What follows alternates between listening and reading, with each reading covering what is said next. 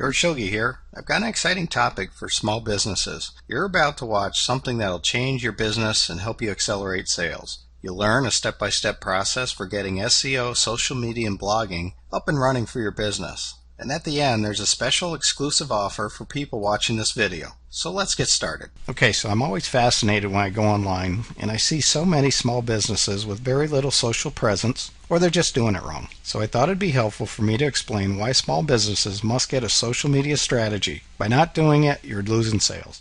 The digital landscape is often confusing for many small businesses. After all, there isn't an easy way to understand it without a lot of trial and error. We did a recent survey and asked one question. Here are the results. The number one issue was a lack of time. This is just one more thing we have to do and we're wearing many hats. Now, many small businesses are going to hit a wall if not already because they just don't have the time for a social strategy. Next, there's just so many social sites. Now, Facebook still leads the pack of social sites used by small businesses. But what about the location-based sites like Yelp, Foursquare, or industry-specific sites like Urban Spoon, Angie's List, and there's more? The third was it's too tough to measure. Now, small businesses are often unable to accurately measure the value of social media, and they want to know the ROI. Fourth, what are the right tools? There's so many social monitoring and management tools, we need something deployed in a single, easy-to-use format for all the social activity, including metrics. And then finally, customer sentiment is often confusing. Small businesses have a tough time understanding, much less acting on nuanced feedback from the social universe, and they're very frustrated. Yes, the internet has changed the way people learn about products and services. Today, consumers start their buying experience by looking on the internet in search engines like Google and Bing. Okay, last week my 15-year-old washer dies. So I go online, research washers, read recommendations, check out ratings, and I asked some of my friends on my social media channels what they thought. I got some great recommendations. Then I searched online again and found the cheapest price, checked out inventory, and ordered it online, all within 2 hours. Now, the next day at noon, the washer was installed and working, and probably in 6 months I'll write a recommendation about the store and the product. Businesses must be found online by consumers searching for their products and services. And this can be done 3 ways: through the search engines, blogs, and social media. The internet has changed the world for small businesses. In the past, small businesses typically used outbound marketing tactics such as direct mail, print advertising, and maybe they tried telemarketing to broadcast their message out to the masses, hoping that somebody would respond. But today, people are getting really good at filtering out and blocking out unwanted marketing messages with stuff like caller ID, spam filters, and DVRs. Today, consumers are going right to the internet to start their purchasing process. So to remain competitive, small businesses need to utilize an online inbound marketing approach to get found by people searching for their products and services online. Let's talk about SEO.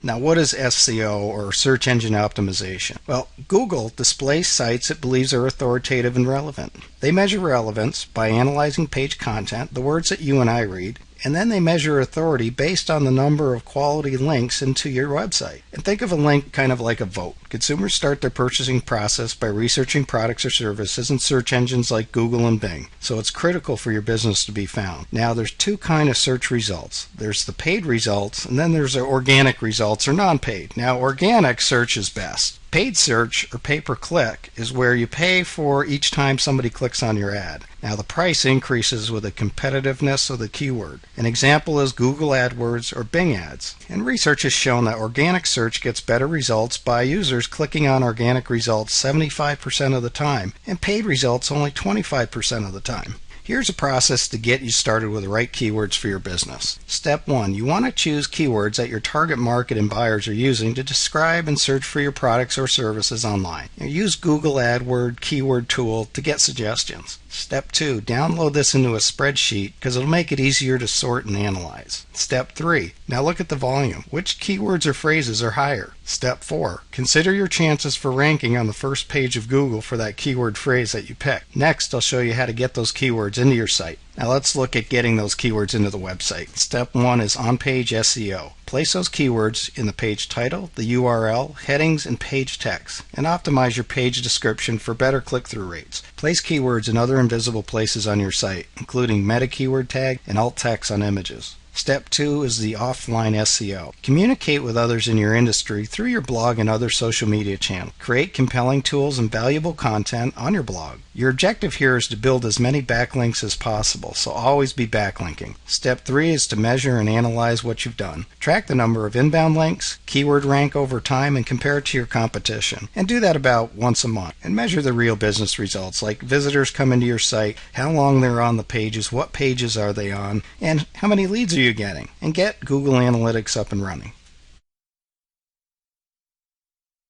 Social media is a term used to describe a set of tools that fosters interaction, discussion, and community, allowing people to build relationships and share information.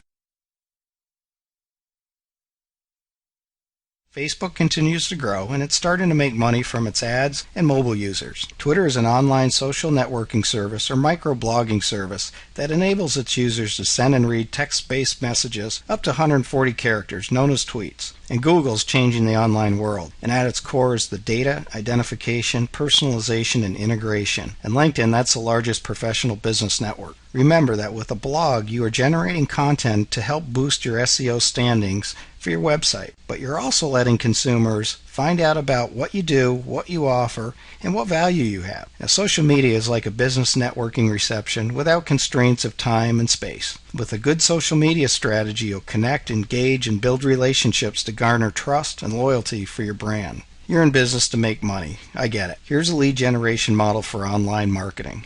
At the beginning of the lead flow is where you use social media. And remember what I said on the last slide, but I'm going to say it again. A good social media strategy will help you connect, engage, and build relationships to garner trust and loyalty for your brand. Now, the objective here is to capture the user's email on your website by using a sign-up form, gated content, or a special offer. So once you have their email, you can begin to sell. Use the 80-20 rule for social media. Share valuable content, ask questions, help people out. And 20% of the time, you can do promotions.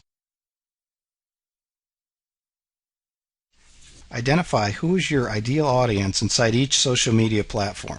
Then listen on the social media channels to see what they're consuming, grabbing their attention, and what they're talking about. Next, optimize your efforts and create 3 fan-attracting strategies that work for you and your business. Set up a schedule and identify what you're going to do, when you're going to do it, or who's responsible for getting it done. And then implement them and continue to improve upon them, and automate as much as possible. Then, measure and analyze the number of fans, followers you have, review your engagements, are they high, are they low, and see what content generates the most interest.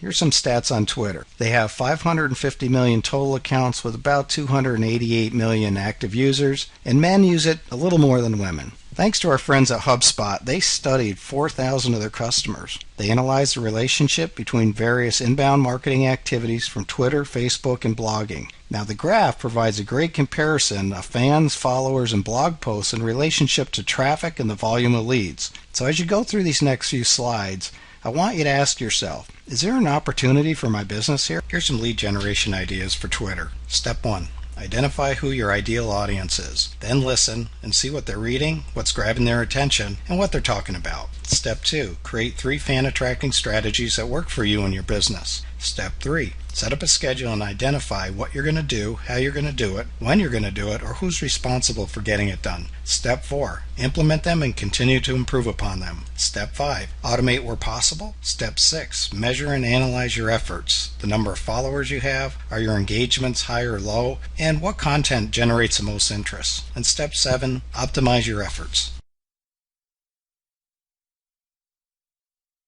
Now, Facebook, wow, they've got over 1 billion total accounts and 665 million active users. And their ad revenues are starting to pick up. And mobile now generates 30% of its ad revenue, up from 23% at the end of 2012. Businesses with over 1,000 Facebook fans had 22 times more traffic. Businesses with over 1,000 Facebook fans had 12 times more leads. And finally, again, in the B2C, businesses with over 1,000 Facebook fans got 16 times more leads than those with 25 or less fans. Here's some Facebook lead generation ideas. Step 1. Identify who your ideal audience is within the Facebook platform. Then listen in and see what the people are reading, grabbing their attention, and what they're talking about. Step 2, create 3 fan attracting strategies that work for you and your business. Step 3, set up a schedule and identify what you're going to do, how you're going to do it, when you're going to do it, or who's responsible for getting it done. Step 4, implement them and continue to improve upon them. Step 5, automate where possible. Step 6, measure and analyze your efforts, the number of fans you have, are your engagements high or low, and see what's generating the most interest. And Step 7, optimize your efforts. Fan gates are a great way to gate valuable content. The way it works is the user cannot access the content until they like your page. And use Facebook Insights to track and measure your results. Blogging is extremely powerful to get your message out to your audience. Now here we see those who blogged at least 20 times per month had 5 times more website traffic than those who blogged less than 4 times a month. And those who blogged at least 20 times per month saw nearly 4 times more leads than those who didn't do it at all. Now, B2C businesses who blogged just 16 to 20 times per month got over 4 times more leads than those who didn't blog. And businesses with over 200 total blog articles got 3.5 times more leads than those with under 20 blog posts. Now, blogging is extremely powerful to get your message out to your audience. Think about 3 main goals for your blog, like to keep readers on your blog, to promote your business, and to get people to sign up for your email list. Research what your readers read and create a content strategy for your blog. And this includes what you're going to put on your blog, like videos, products, articles, and how-to guides. Then create an editorial calendar and stick to it. So to get help right now, go to this URL. It's a library of videos, checklists, resources, and strategy guides created specifically for small businesses. Go to Twitter and follow us on Twitter. Get going, learn how to do it yourself, or hire somebody. It'll pay for itself. And thanks for listening. Now I want you to do 3 things. Leave us a comment, share this with a friend, and finally check out our website.